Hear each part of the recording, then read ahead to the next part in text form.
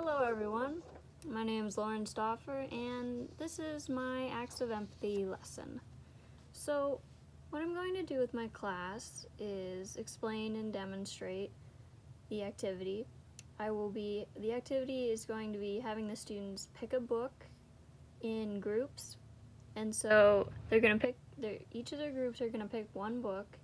They're going to read the book together, figure out who they want to be, who they empathize with the most, and then each day 2 or 3 groups, however many we can fit in, will perform this to teach us about the book and then explain why they liked the book and why they empathize with that character.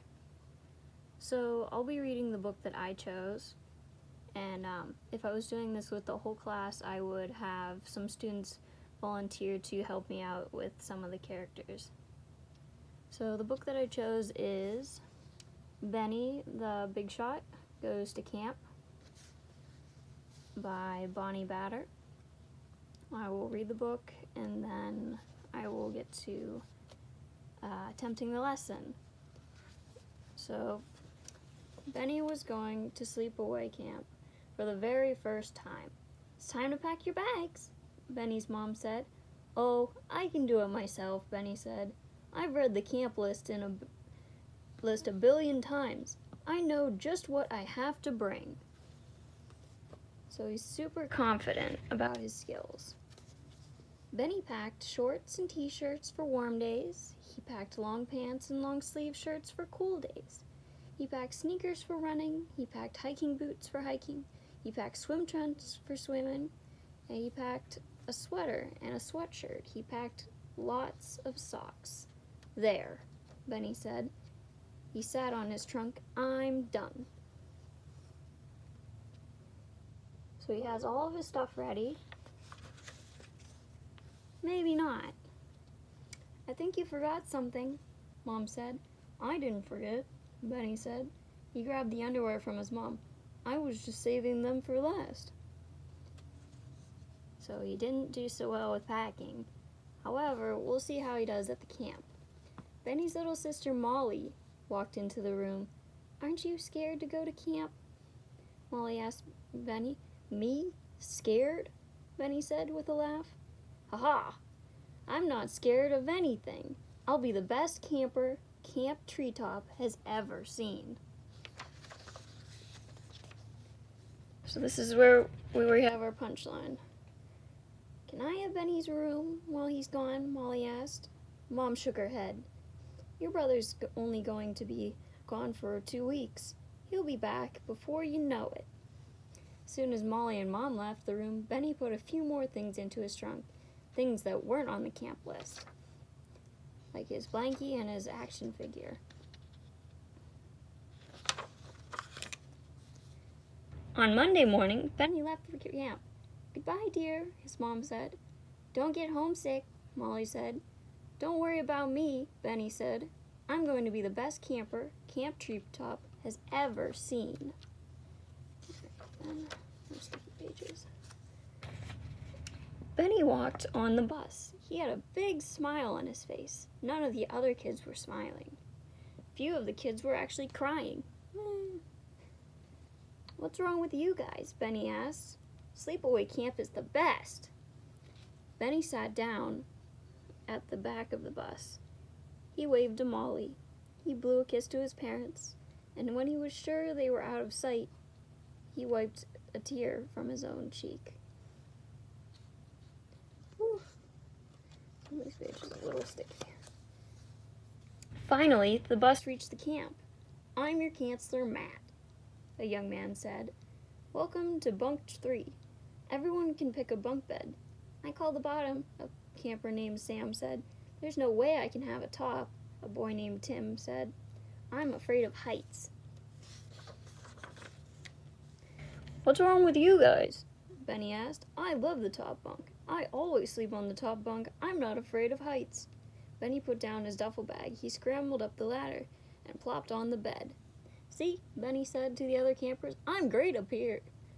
It's great up here. I'm the king of the hill." Benny landed on the floor with a thump. See, he fell right off. Benny looked up at the other campers. They just stared at him. Then Benny started to laugh. "Wasn't that a cool trick?" he said. Matt helped Benny up. "Come on, guys," Matt said. "It's time to go sailing." "Sailing?" Benny said. "I love to sail. I bet I'm the best sailor Camp Treetop has ever seen." Alright, so let's see how he does. They walked down to the lake. They put on life vests. "Who wants to go first?" Matt asked. Benny raised his hand. Benny and Matt climbed into the sailboat. "I know just what to do," Benny told Matt. He grabbed a rope, he grabbed a sail, and the boat tipped right over.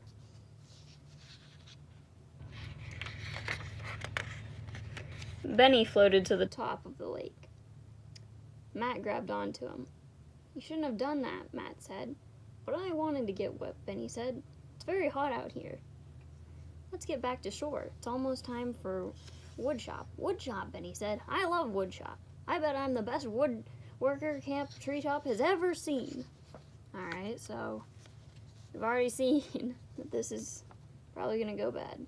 "Welcome to woodshop. I'm Jane. We're going to build bird houses today," Jane said. Jane gave out the supplies. "Be careful with the glue. It's very sticky." "I'm great with glue," Benny said. "Be careful with hammers," Jane said. "They're very heavy." "I'm very handy with hammers," Benny said.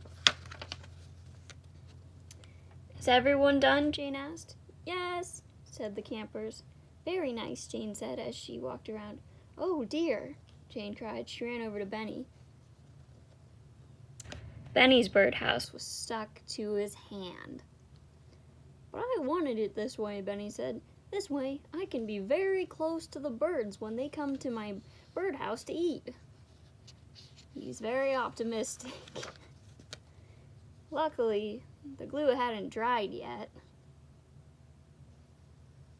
Over the next few days, the campers did lots of fun things, and of course, Benny said he was the best at all of them. He did fishing. Looks like he caught a shoe instead of a fish. Benny said he was the best at baseball, but he struck out every time. Benny said he was the best at tennis, but he lost all the tennis balls. Benny said he was the best at gymnastics, but he kept falling off the balance beam. Benny said he was the best at rock climbing, but all he did was dangle in the air.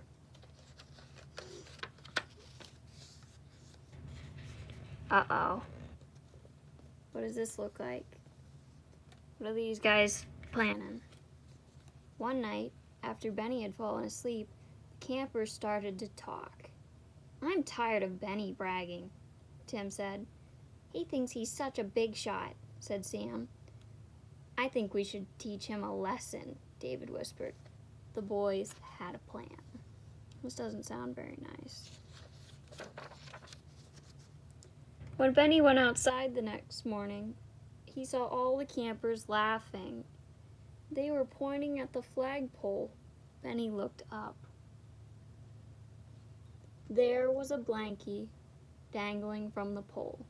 Benny's blankie. "Okay, big shot," someone called. "See if you can get your blankie down." So there they are. He's just woken up and everybody's laughing at his poor blanket that's stuck up on the flagpole. Let's see what happens next. Benny tried to climb up the flagpole, but each time he tried, he just slid back down. Finally, Matt came out to help, and all the kids continued to laugh at him and make fun of him and his blanket. Benny did not brag the rest of the day. He did not brag the rest of the night. Look at everybody having fun, and then there's poor Benny.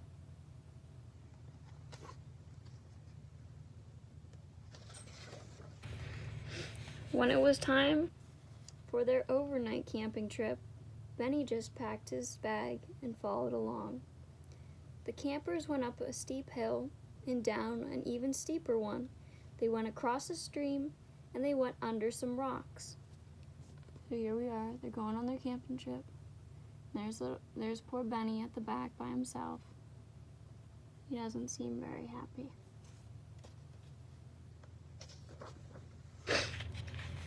I'm tired, Tim said. Me too, David added. Are we there yet? Sam wanted to know. Matt stopped walking. He looked up at the sky. It was getting dark. I'm afraid we're lost, Matt said. Lost? The campers cried. I can help, Benny said. I can find our way back. Yeah, right, the campers said. They didn't believe him.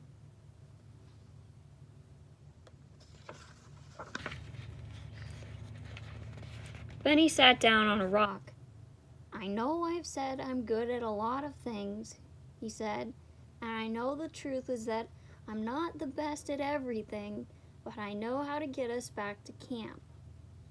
I really do, he said. No one believed him. I know east from west and north from south, Benny said. I know which direction to go in to get us back to camp. And if you don't believe me, I'll go by myself.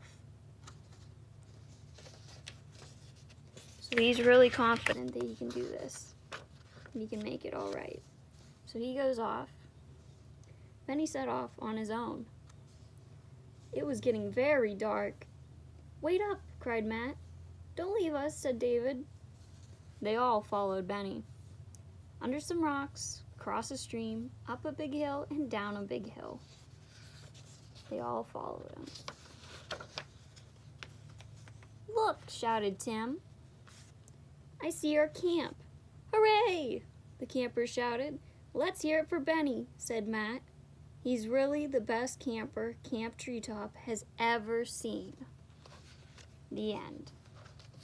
And so, the story of this is about Benny, and he doesn't think he can do everything, but he always puts his best foot forward. And so that's why I really enjoyed learning about his character, because even though he knows he's not very good at it, he wants to do his best, and he wants to at least try and try again to do these things.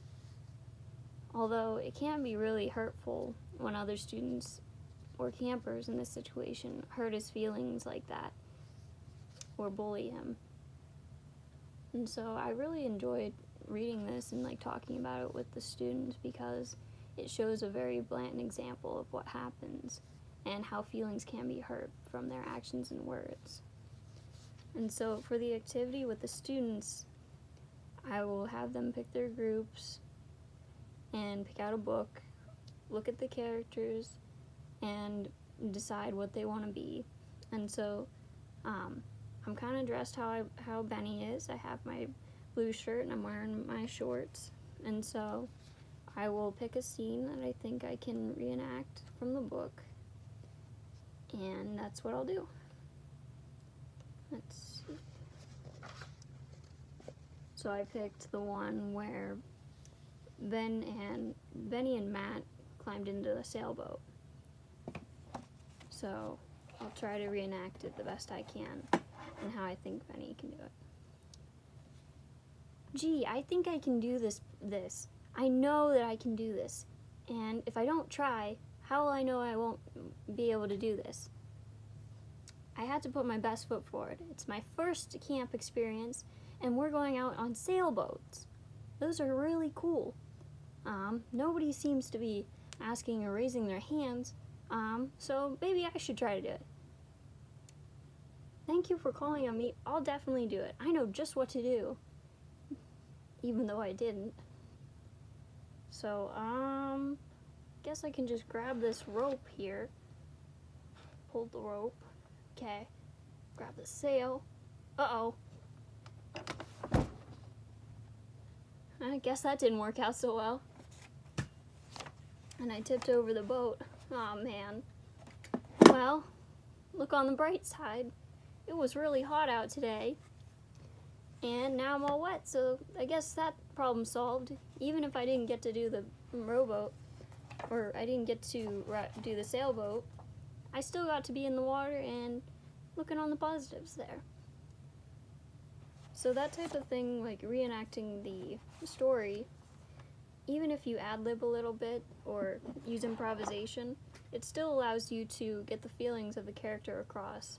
And it becomes it's a even better experience than just having the students read the book aloud. And I mean, the standards that this includes are, there's a number of like different reading standards, like identifying the main topic and retelling key details of the text. You also use the illustrations and details to describe its key details or ideas. You're also doing your drama standards in this exercise by identifying the beginning, middle, and end of stories and retelling it. They're also using your body and voice to imitate the characters seen in the stories, myths, and fairy tales. And then you're also doing a social and emotional standard where you are demonstrating confidence and the ability to complete simple tasks and challenges independently while expressing positive attitudes towards self. This also allows students to be able to humanize the characters, understand how they feel, and be able to get new ideas, talk to their group, socialize a little bit, and just become the characters and learn how to show the class about the conflict, plot, and story. And then if at the ending they don't understand the ending or they do not like it, they can come up with ways that they can figure out how to resolve a conflict if it wasn't. So this was my group drama mini activity for my Acts of Empathy lesson. Thank you for listening to me today.